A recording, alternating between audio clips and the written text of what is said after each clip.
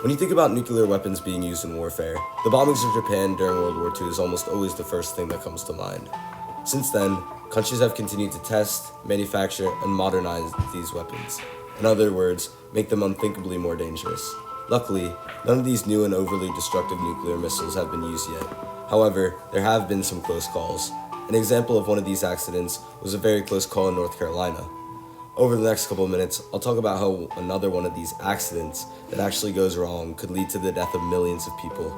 Is it ethical for such a destructive accident to be allowed?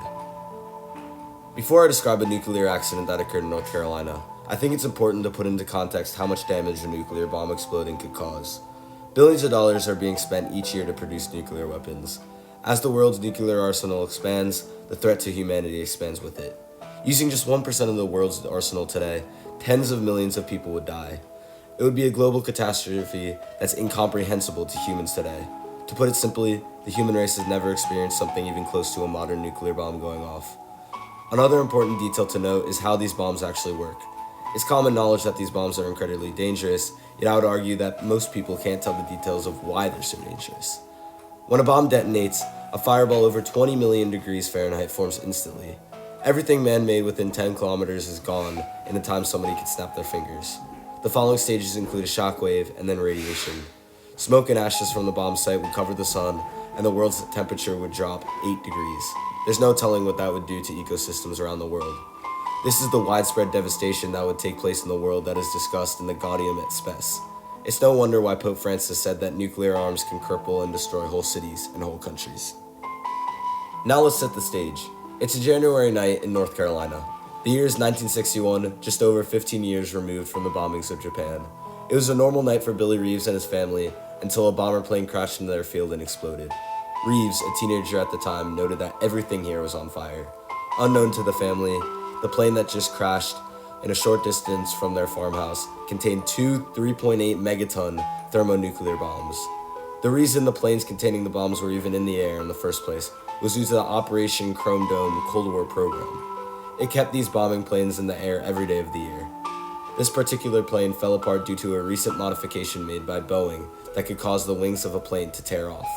The only reason the bomb didn't go off was due to its safety features being activated just seconds before it hit the ground. Despite the bomb not going off, there's still radiation below the ground of dirt. 180 feet below the surface, the bomb's core radiates. The town is lucky that dirt is such a great radiation absorber. Even though the safety features were able to function this time, what's to say that in a worst case scenario, they could fail?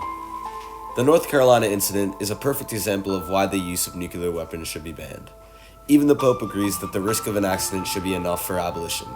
Pope Francis stated that if we also take into account the risk of accidental detonation as a result of error of any kind, the threat of their use as well as their very possession is to be firmly condemned.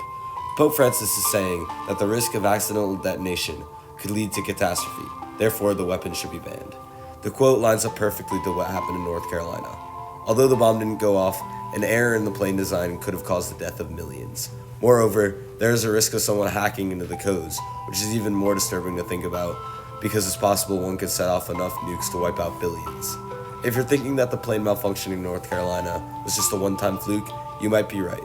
But if you're wrong and something does happen this time with the bomb actually going off, it could spell the end of human civilization.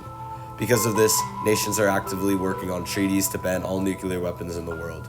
The process of ending nuclear production of weapons will be long and difficult, but the end result will make the world a significantly safer place.